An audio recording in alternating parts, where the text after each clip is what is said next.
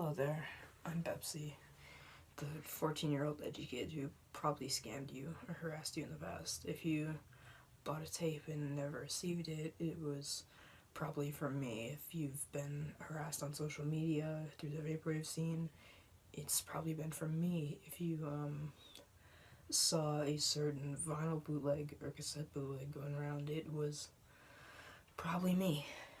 I was a general terrible pain to the vaporwave community. I started in the chennington Discord server and went on from there. I had this great idea. I was really ambitious and I wanted to start a vaporwave label.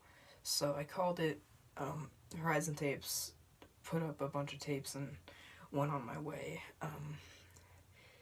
I thought that I was just the greatest person with a bunch of experience when in reality I was just a kid with a dream who had no idea how to do anything.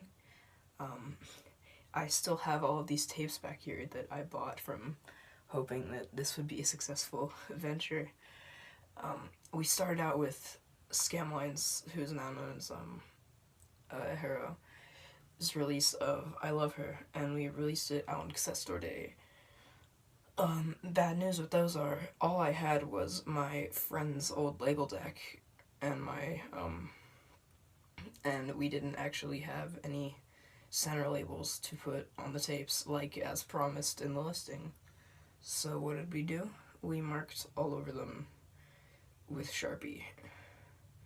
Buyers weren't pleased with this, and we didn't offer returns or refunds on those. In the end, we extremely messed up with that, and let alone didn't pay the artist either. At the end, the math is just too crazy, and even if I'm still trying to get back to all these people and fix all these problems, such as I sold my Late Night Delight vinyl for $30, which normally sells for $120 or more on Discogs, just because to do stuff like pay artists, ship out these tapes, etc., etc.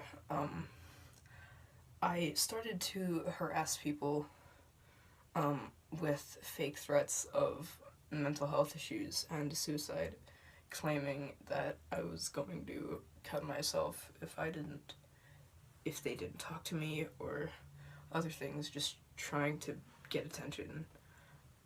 This was extremely messed up on my part, and although definitely a lot of times were for manipulative purposes, sometimes were definitely just me trying to get mental health but pushed to an extreme way. That definitely does not justify any of this in any manner at all whatsoever. I'm just trying to rant and get as much of this out as possible.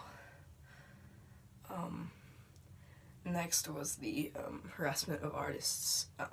Constantly asking big artists, because I'm an ambitious person, to release with us, even though we had like 10 followers, constantly begging. I contacted, the most big example of this was when I contacted Shopping World Japan for the vinyl release of a lath cut of Winter Circle. I basically just, when she didn't respond, I kept sending messages, trying to just be so much of a nuisance as possible. And in the end, she said no, and I left her alone, but still not a good thing on my part. I ended up releasing with Viper the Rapper as a joke, completely at first.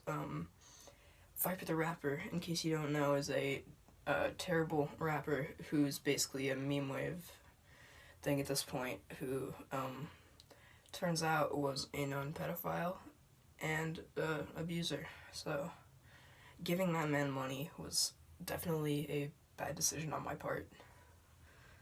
And to this day, I still haven't fixed a lot of these problems. As I said, I've been selling all these things to fix these, get artists paid back, get floppies sent out from Tracking Waves for the Meteorot orders, owe people money from things like the lending and stuff. I genuinely can't say how sorry I am, and the fact this is really messed up my mental health a lot more than it should have. I truly just messed up. I scammed a lot of you. I was just really ambitious at the time, and I don't know.